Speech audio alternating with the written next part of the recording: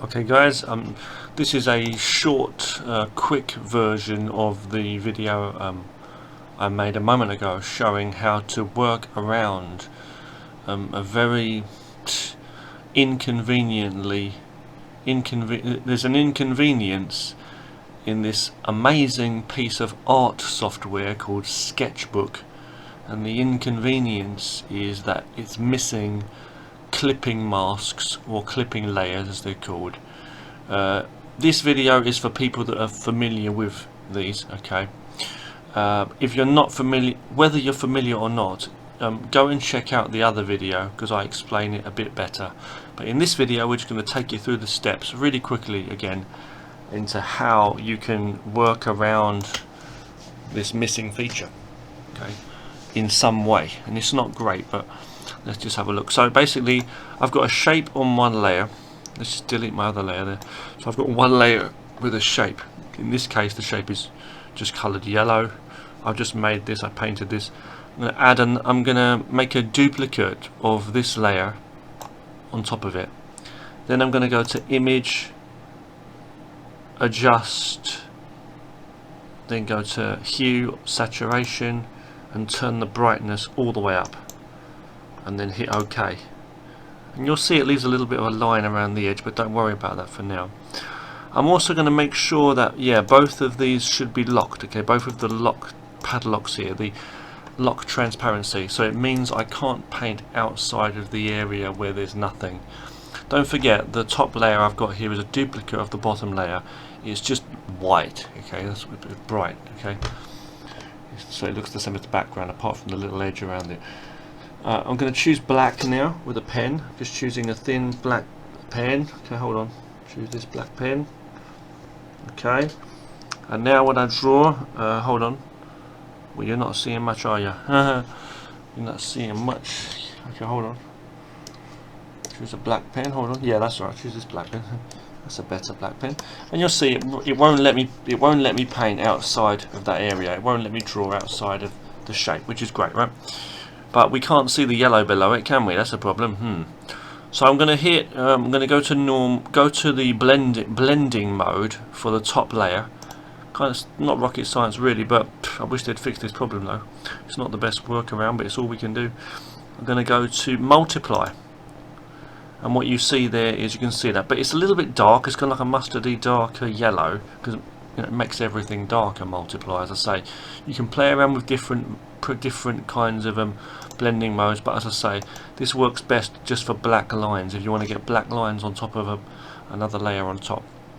Below it. Okay, so I've got a shape below it and then black lines on top, and this is the way I'm doing this. Okay, but what I'm going to say is you're going to see the yellow's a bit darker though in this duplicate version. It's making it seem darker, right?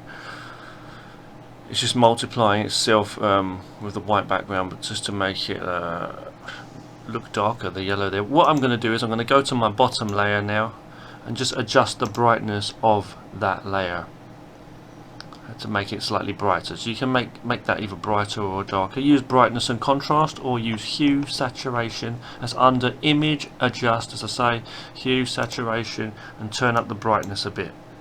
I'm going to hit Apply now and go to OK. I've made it even stronger there, so you can still work with that, and I can still paint underneath that too, and paint different colours as well. Don't forget, and don't forget I've got that locked as well. So it's not. If it wasn't locked, I'll be painting outside. You see. I'm locking it with the padlock here.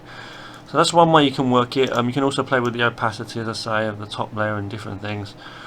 That's all we can really do. And then you can merge this down and make it one layer, and it just turns it into a normal layer. And there you go. You've got your one thing now if you merge the layers. Okay. So quick tip there on how to do that, nice and short and simple.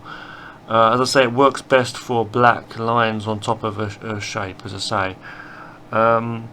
One thing you may be wondering, if I undo a few times by holding Control and pressing Z, you may be wondering how we're going to get around this if the bottom layer itself is also white. Let's just delete that for a second. So I've got one here that is completely white, and now you can see there's no outline there. If I draw though, you'll see it does paint only where that shape is, as I say. Then you might want to be going for something like that anyway. But what I'm going to do is I'm going to make a duplicate of this layer. So now we've got two white layers and there's no outline or anything. Now we can't even see what we're looking at, so it's not really a good start. But let's just imagine, okay, let's just imagine then, okay, that I start to do some black lines, okay. I don't know why we would want to have like whites, don't necessarily. So I've got black lines on the top one. You know what I mean? Well, I guess it doesn't really matter then because it's white. But I guess it would matter if it was a transparent thing. But then if it was transparent, we wouldn't be using it anyway. So yeah, you could go with a multiplier. Oh, okay, that kind of works. I hit multiply, but it doesn't do anything because there's nothing there. Almost, it's just white. Okay, but yeah, it's just when you start to play with the color and the value and the brightness of the bottom layer. Like if I turn down the brightness here, yeah, you see apply. Then you see that. Okay, so that's what you're going to get there. So we're setting multiply for the top layer. You can play around with other blending modes on the top layer, like luminosity and stuff, and play with the opacity. But it gets rid of it, as I say, the black lines. It makes them look more grey as well. So it's better to have multiply.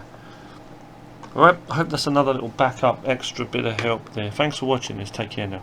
Sketchbook, okay, it's a great piece of software. Yeah, take care.